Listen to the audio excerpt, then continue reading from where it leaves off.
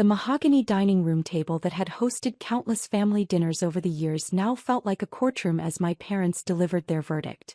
Crystal glasses caught the afternoon light streaming through the bay windows, casting tiny rainbows across the white tablecloth where my father had arranged his talking points like evidence in a case he was determined to win.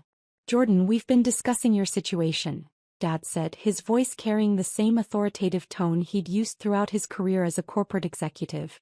"And we've come to a difficult decision." I sat quietly in the chair I'd occupied since childhood, cutting my salmon into precise pieces while my mother fidgeted with her pearl necklace, her tell that she was nervous about whatever they were about to announce. "We're cutting you off financially," Mom said suddenly, like ripping off a band-aid. "No more allowance, no more help with rent, no more emergency funds. It's time for you to figure it out yourself." The irony was so profound I had to suppress a smile.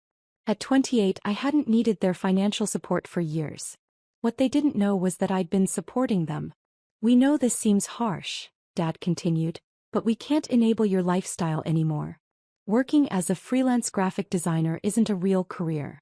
You need to find stable employment with benefits and a retirement plan." My freelance graphic design work was actually a creative agency that employed 43 people and generated $15 million annually. But I'd learned years ago that my parents measured success by traditional markers: corporate titles, business suits, and corner offices. Since my work didn't fit their definition of achievement, they'd convinced themselves I was barely scraping by.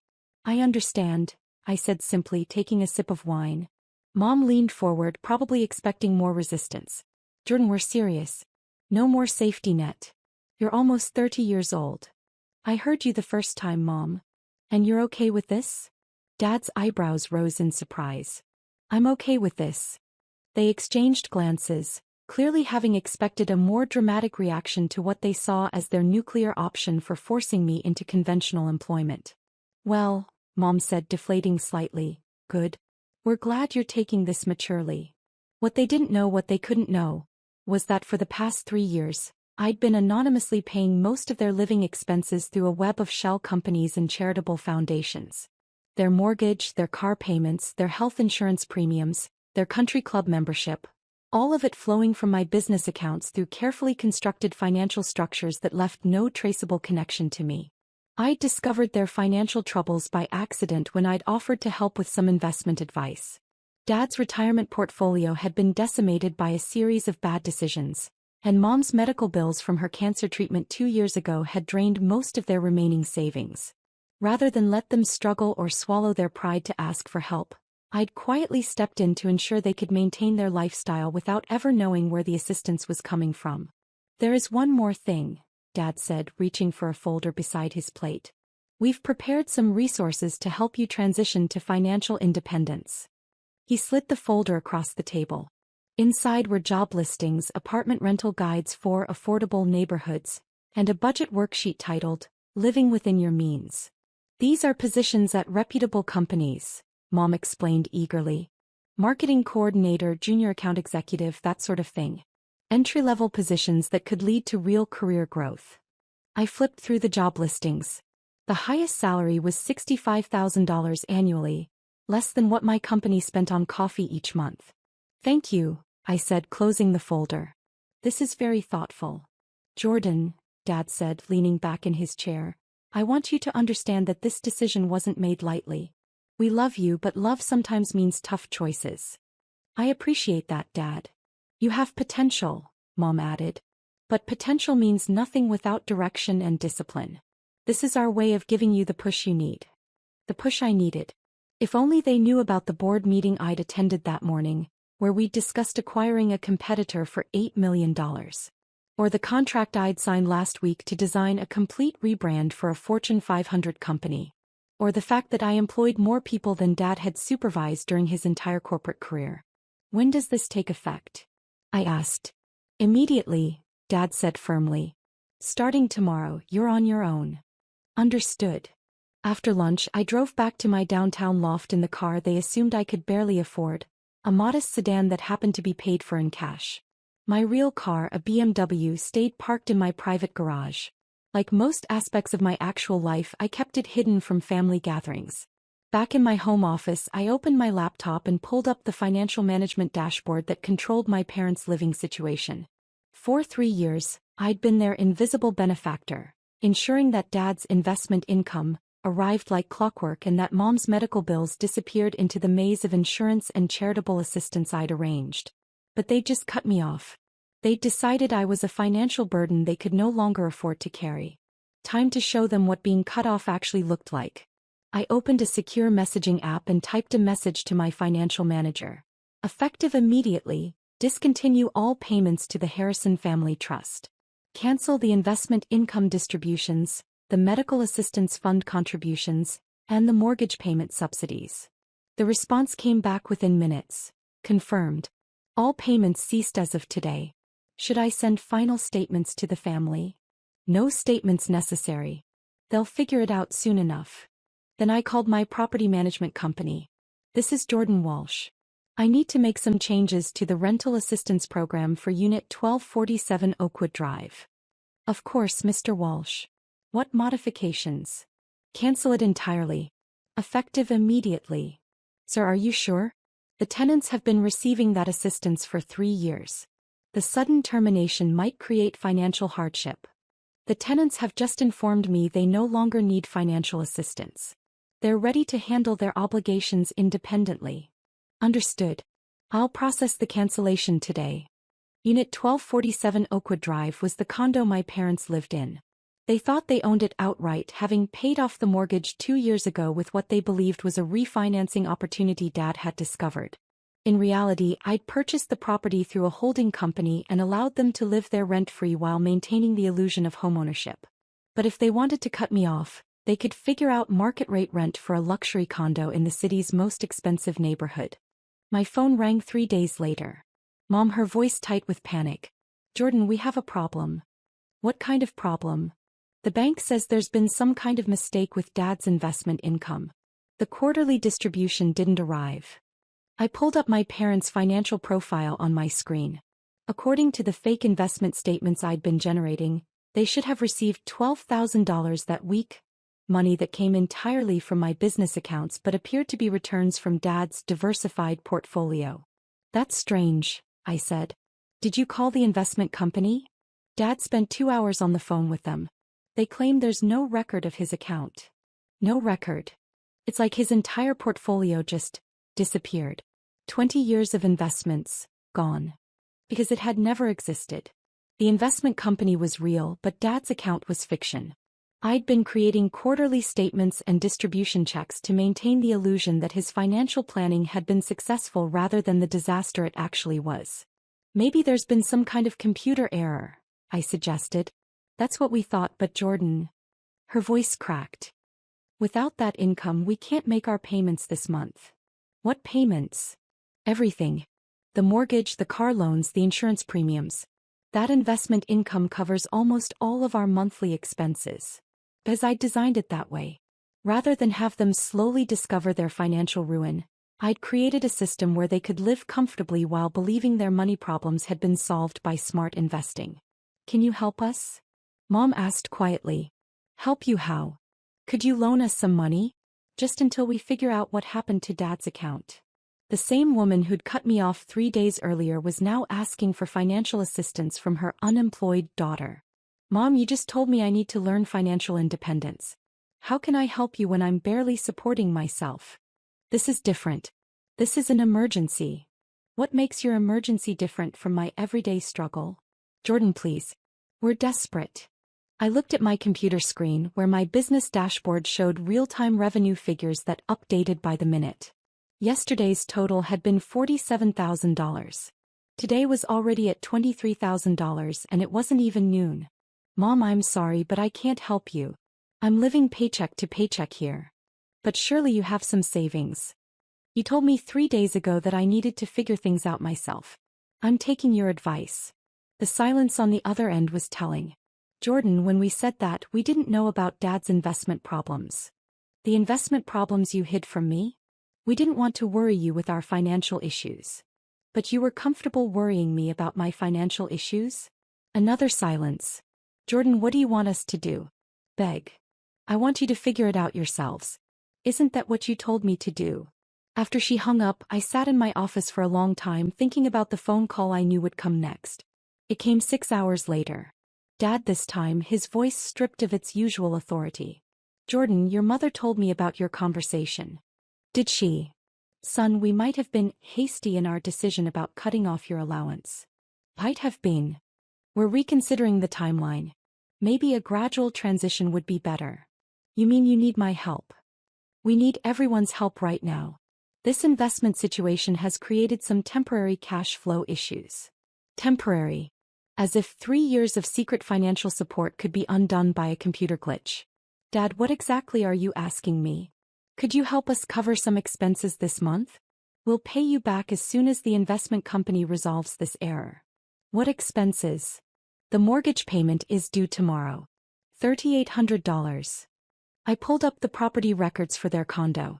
Market value, $850,000. If they actually owned it, they could easily refinance or take out a home equity loan. But they didn't own it, I did. And they were about to discover that their mortgage payments had been going to my property management company as rent. That's a lot of money, Dad.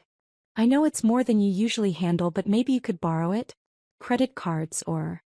You want me to go into debt to pay your mortgage? Just temporarily. Until we sort this out. Dad, 3 days ago you told me I needed to learn financial responsibility. You cut off my allowance because you said I was too dependent on your support. This is different. How is it different? Because we're family. I was family 3 days ago too. The next morning brought another call. Mom again, this time crying. Jordan, the mortgage company called. If we don't make the payment by 5 p.m. today, they're starting foreclosure proceedings. That seems fast. Apparently we missed last month's payment too. I don't understand how that happened. Because there was no mortgage company. The foreclosure notice had come from my property management firm, informing the tenants that rent was past due and eviction proceedings would begin if payment wasn't received. Mom, what did Dad's financial advisor say about accessing other accounts? There are no other accounts, Jordan. The investment portfolio was everything. What about retirement savings? Gone. Dad lost most of it in some cryptocurrency speculation 2 years ago. And the house. What about it? Could you take out a home equity loan? We tried. The bank says there's some kind of lien on the property. They can't process any loan applications until it's resolved. The lien was legitimate. I'd placed it there when I purchased the property to protect my investment. But my parents had no idea their home had been sold out from under them to prevent the foreclosure they'd been heading toward. Jordan, Mom continued, we're running out of options. Could you please help us? Just this once. Help you how? I don't have $3,800. Could you ask your employer for an advance? Or maybe take out a loan? My employer. The company I owned. The business that generated more revenue in a week than my parents spent in a year. Mom, you spent our entire lunch on Sunday explaining why my career was unsustainable. Why would my employer give me an advance? Maybe we were wrong about your job. Were you? I don't know anymore. Jordan, we're scared. We might lose the house. The house you said represented everything you'd worked for? The house that proved you were responsible with money. Yes.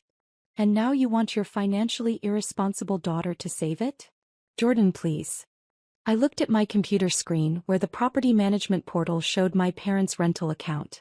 3 years of zero payments, all covered by automatic transfers from my business accounts. They'd been living rent-free in a luxury condo while lecturing me about financial responsibility. I'll see what I can do, I said finally. That afternoon I called my property management company. This is Jordan Walsh. I want to make a payment on Unit 1247 Oakwood Drive. Certainly, Mr. Walsh. The full amount due. The full amount, plus I want to prepay 6 months in advance. That would be $27,000 total. Transfer it from the primary account. Done. Should I notify the tenants that their account is current? Not yet. Let them sweat for a few more hours. At 4:47 p.m., 13 minutes before their supposed foreclosure deadline, I called my parents. Mom, good news. I managed to get a loan. A loan? Jordan, how? I put up my graphic design equipment as collateral. It was risky, but I couldn't let you lose the house. The lie came easily. Let them think their daughter had sacrificed her work tools to save them. Oh, sweetheart, we can't let you do that. It's already done. The payment went through. How much did this loan cost you? Don't worry about it. Family helps family, right? The silence was profound. Jordan, Dad's voice came through on speakerphone. We owe you an apology. For what? For everything. For cutting you off, for not believing in your career, for assuming you couldn't handle financial responsibility while we were falling apart ourselves. And for not seeing that you're more capable than we ever gave you credit for. It was a start. But I wasn't finished with the lesson yet.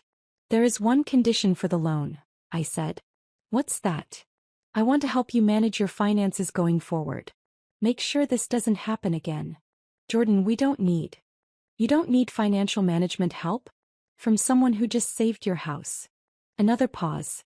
What kind of help? Dad asked carefully. I want to review all your accounts, understand your income sources, help you create a realistic budget. That seems reasonable. I'll be over Sunday afternoon with my laptop. We'll go through everything together. Sunday's financial review was enlightening, though not for the reasons my parents expected. Sitting at their dining room table with spreadsheets and bank statements spread between us, I walked them through the reality of their situation. Dad, this investment account statement, it's not real. What do you mean not real? I pulled up the actual website for the investment company on my laptop. See this account number? It doesn't exist in their system. That's impossible. I've been receiving statements for 3 years. Fake statements. Someone's been sending you false documents to make you think you had investments when you didn't. Mom leaned forward. Who would do that? Someone who wanted you to feel financially secure without actually having to rebuild your portfolio. Dad stared at the screen. But the quarterly payments, $12,000 every 3 months. Also fake. That money was coming from somewhere else. Where? I opened another browser window and logged into my business bank account. 3 years of transaction records appeared on screen, showing quarterly transfers of $12,000 to various shell companies that had then issued checks to my parents. Jordan, Mom whispered, this is your business account. Yes. You've been paying us? I've been paying your bills. All of them. For 3 years. The silence that followed was deafening. The mortgage payments, Dad said slowly. Rent payments. You don't own this condo. I bought it when you were facing foreclosure 3 years ago. The car loans. Paid off. The cars are titled to a holding company I own. The health insurance? Provided through my corporate plan. You're listed as dependents. Mom's hands shook as she reached for her water glass. Everything. Everything. Your country club membership, your utility bills, your credit card payments when they got too high. I've been covering your living expenses while you've been lecturing me about financial responsibility. Dad buried his face in his hands. Jordan, why? Because I love you. Because when I found out you were struggling, I couldn't just let you lose everything you'd worked for. But we treated you like a failure. Like someone who couldn't manage money. Like someone who needed tough love to learn financial responsibility. While you were supporting us. While I was supporting you. Mom started crying. We're horrible people. You're not horrible. You're proud people who couldn't admit you needed help. So you helped us anyway. So I helped you anyway. Dad looked up from his hands. Jordan, what happens now? Now you have some choices to make. What kind of choices? I closed my laptop and looked at my parents, really looked at them for the first time in years. Not as the successful executives who'd raised me, but as 2 people who'd gotten in over their heads financially and been too proud to ask for help. You can keep living in denial, pretending that I'm the family financial disaster while I quietly keep you afloat. Or you can acknowledge reality and let me help you rebuild your actual financial foundation. What does rebuilding look like? Mom asked. It looks like Dad finding part-time consulting work to generate real income. It looks like downsizing to a smaller place you can actually afford. It looks like honest conversations about money instead of fake investment statements. And if we choose option 1? Then I keep paying your bills while you keep lecturing me about financial responsibility. And eventually I get tired of the hypocrisy and stop. Dad straightened in his chair.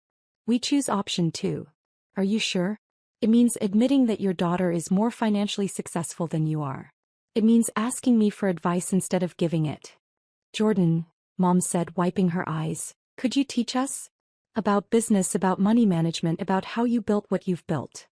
I could. But first you need to understand something. What's that? My graphic design business? It's not actually graphic design. I opened my laptop again and showed them my company's real website. Walsh Creative Agency. 43 employees. Offices in 3 cities. Client testimonials from Fortune 500 companies. This is your business? Dad's voice was barely audible. This is my business. 15 million in annual revenue, growing 30% year over year. Mom stared at the screen. You're incredibly successful. I'm doing all right. Jordan, Dad said, we've been such idiots. Yes, you have. But you raised me and I turned out okay, so you must have done something right. That evening, as I prepared to leave my parents' condo, my condo, Dad walked me to the door. Jordan, I have to ask. When we cut you off 3 days ago, did you laugh? I considered the question. No, Dad. I didn't laugh. I was hurt that you thought so little of me that cutting off an allowance I didn't need would somehow teach me a lesson I'd already learned years ago. We really don't know you at all, do we? You know the daughter you raised. You just forgot that she grew up to be capable of taking care of herself. And you. What now? Now we start over. No more fake investment statements, no more secret financial support, no more assumptions about each other's lives. And no more lectures about your career choices? Definitely no more lectures about my career choices. 3 months later, I sat in the same dining room where my parents had cut me off, but the dynamic had changed entirely. Dad had found consulting work with his former company. Mom had started a small interior design business that was actually showing promise. And they'd moved to a modest apartment they could afford with their real income. How's the new place? I asked over Sunday dinner. Smaller, Mom admitted. But it's ours. Actually ours. No mystery benefactors? I teased. No mystery benefactors, Dad confirmed. Though we did want to ask. Would you consider letting us pay you back? For the 3 years of support. I thought about it. How about this instead? When your businesses are profitable enough, start a college fund for your future grandchildren. Consider that your repayment. Future grandchildren? I'm dating someone. It's getting serious. What do they do? Mom asked, then caught herself. Sorry, that's not my business. It's fine to ask. She's a veterinarian. Owns her own practice. She sounds wonderful. She is. And Mom. Yes. She knows exactly how much money I make. The laughter that followed was genuine, the first real family moment we'd shared in years.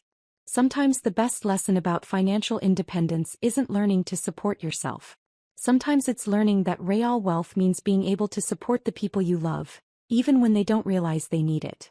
And sometimes, just sometimes, getting cut off is exactly what a family needs to discover who's really been holding them together all along.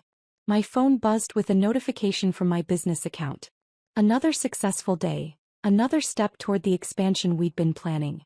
I smiled, looking around the table at my parents, who were finally seeing me for who I actually was instead of who they'd assumed I was. Cutting me off had been the best thing they'd ever done for our relationship. Even if they'd never actually been supporting me in the first place.